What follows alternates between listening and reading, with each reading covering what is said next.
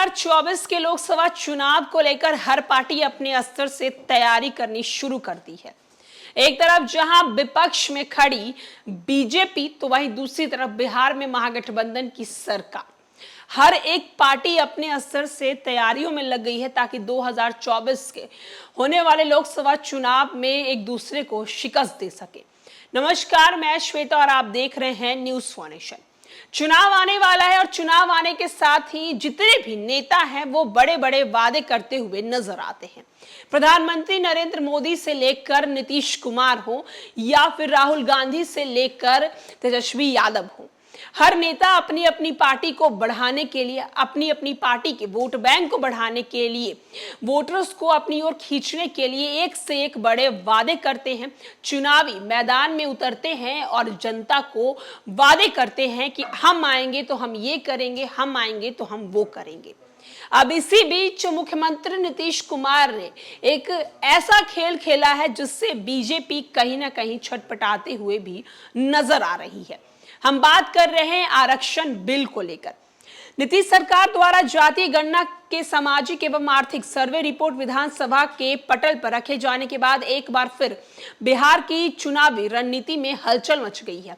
इस रिपोर्ट से 2015 के बिहार विधानसभा चुनाव के परिदृश्य की यादें ताजा हो गई, जब बिहार चुनाव से कुछ हफ्ते पहले आरएसएस प्रमुख मोहन भागवत के संघ के मुख्य पत्र ऑर्गेनाइजर और 5 जन के दिए गए इंटरव्यू में आरक्षण नीति की सामाजिक समीक्षा का आह्वान करके हलचल मचा दी थी।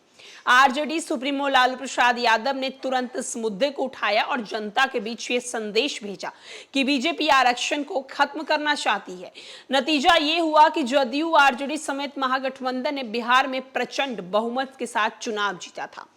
महागठबंधन सरकार ने मंगलवार को जब जातीय गणना रिपोर्ट का सामाजिक और आर्थिक हिस्सा पेश किया तो मुख्यमंत्री नीतीश कुमार ने आरक्षण को 65% तक बढ़ाने की मांग की, जबकि गठबंधन में उनके सहयोगी आरजेडी ने एक कदम आगे बढ़कर आरक्षण लिमिट 70% करने की मांग कर दी। इसके बाद शाम में हुई कैबिनेट मीटिंग में इस प्रस्ताव को मंजूरी मिल गई। राज्य सरकार विधानमंडल के इस शीतकालीन सत्र के आरक्षण का दायरा बढ़ाने का बिल पारित करने वाली है। इसके बाद गेंद केंद्र सरकार के पाले में डल गई, क्योंकि इस पर अंतिम फैसला उसे ही करना है। जदयू आरजेडी द्वारा केंद्र से आरक्षण कोटा बढ़ाने की मांग एक सुविचारित कदम है और विशेष इस बात की बीजेपी को नुकसान चार कदम है और इसे बीजेपी को नुकसान पहुंचाने के कदम के रूप में देखा जा रहा है। दरअसल पीएम नरेंद्र मोदी ने 5 और सालों तक मुफ्त राशन देने की बात की घोषणा की है। नीतीश कुमार ने आरक्षण कार्ड चलाकर जाति गणना से बीजेपी की पिच को कमजोर करने की कोशिश की, तो बीजेपी ने नीतीश सरकार की जाति गणना रिपोर्ट में ईबीसी ओबीसी के आंकड़े में हेरफेर के आरोप लगाए।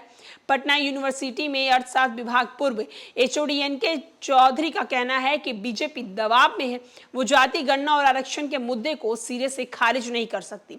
प्रधानमंत्री नरेंद्र मोदी ने गरीबों पर फोकस किया जो सभी जातियों में है। एक तरफ पीएम मोदी गरीबों के बात कर रहे हैं तो दूसरी तरफ अमित शाह ईबीसी को लुभाने के लिए एक अलग रास्ता अपनाया है। 36% ईबीसी आबादी न केवल नीतीश कुमार के अस्तित्व के लिए बल्कि बीजेपी के भाग के लिए भी अहम है, क्योंकि ये समाज वो वर्ग है जिसे नीतीश कुमार ने अपने वोट बैंक के रूप में स्थापित किया है। एक तरफ जहां प्रधानमंत्री नरेंद्र मोदी ने और 5 सालों के लिए बिहार के गरीबों को मुफ्त राशन देने का ऐलान किया है, तो वहीं दूसरी तरफ बिहार के मुखिया यानी कि नीतीश कुमार की सरकार ने अब आरक्षण बढ़ाने का फैसला लिया है। अब यह आरक्षण 75% कर दी जाएगी।